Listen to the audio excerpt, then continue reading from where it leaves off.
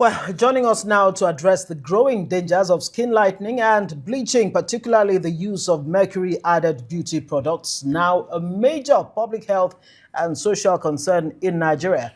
We have the founder, Women Environmental Program, Dr. Priscilla Achakpa.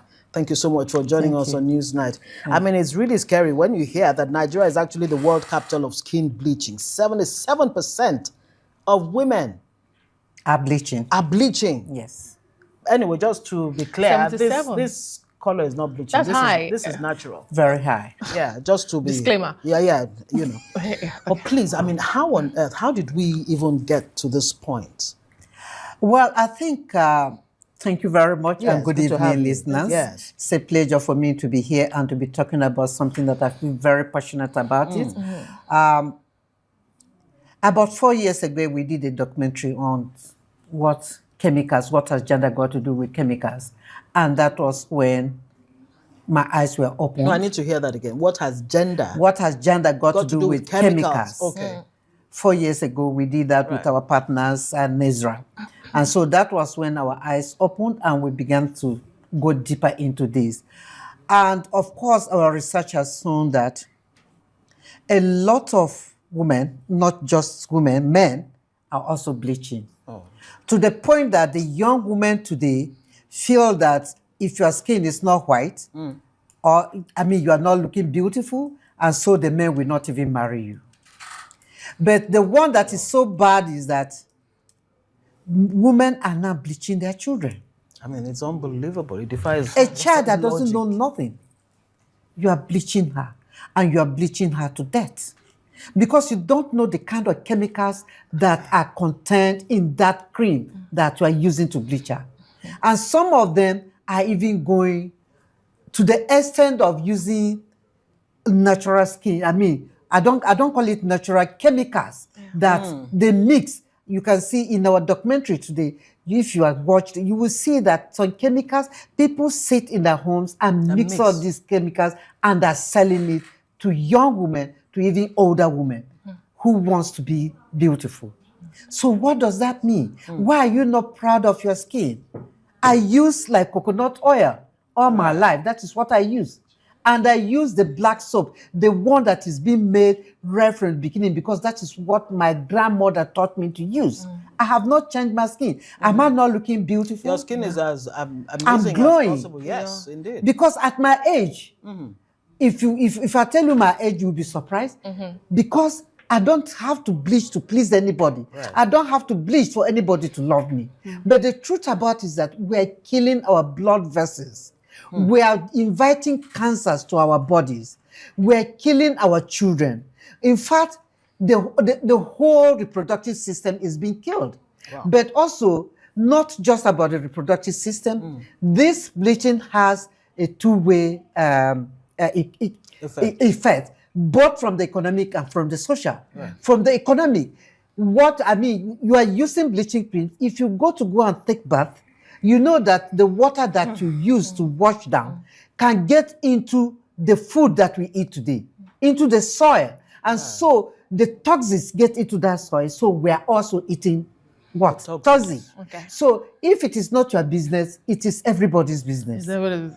So, I mean, somebody said recently, how are you so fair-skinned or you're dark-skinned and you bleach and then your children, come out dark-skinned. And so you have to now move to correct all of that. But, as I recall, mercury is a restricted property in Nigeria. Yes, Nigeria is a member of the Minamata Convention and they have signed up to Exactly. So how come it's so easily accessible if you say these products are containing mercury? How are they getting it so easily? And when you paint this picture, it does sound like there's a lot of low self-esteem also involved in this problem. There's a low self-esteem. Apart from the regulatory side. Yes. So how do we then begin to fix such a problem as bleaching when somebody thinks, if I don't bleach, I'm not beautiful?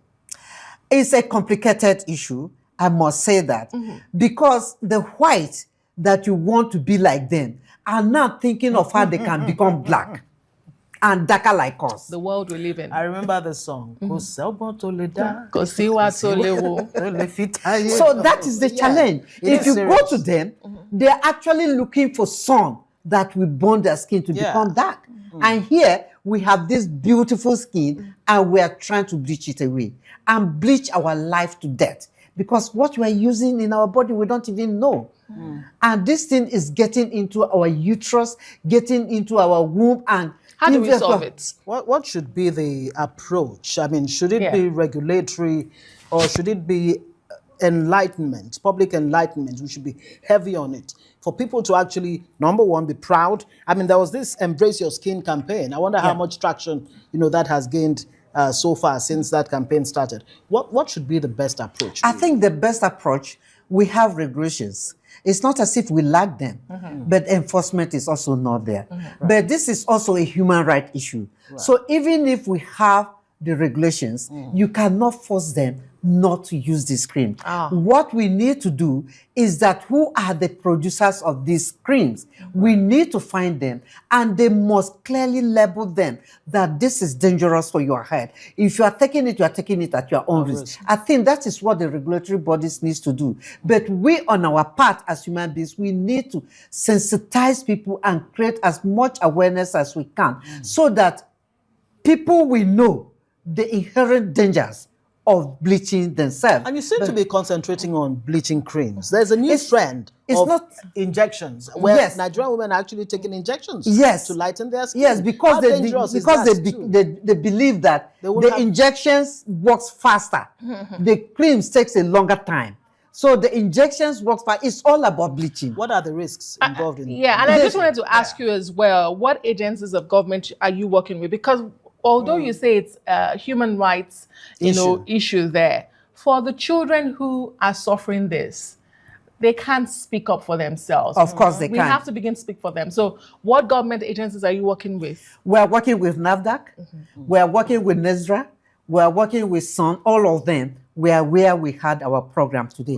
And all of them are speaking up about this. But there's the need to create awareness. And of course, for the children that can't speak up for themselves, that is a human right violation of the child. And therefore, the need to enforce that is very critical. Yes, indeed. I mean, it's really scary that some pregnant women actually ingest substances to lighten their unborn children. I mean, I wish we could give this conversation all of 2 hours. It will still not be enough. I'm cringing when you talk about pregnant women and bleaching the children. It's unbelievable. Thank you so much, chilling. Dr. Priscilla Achakpa, for your work. Well, you're the founder of Women Environmental Program. Thank you for joining us on Newsnight. Thank you very much.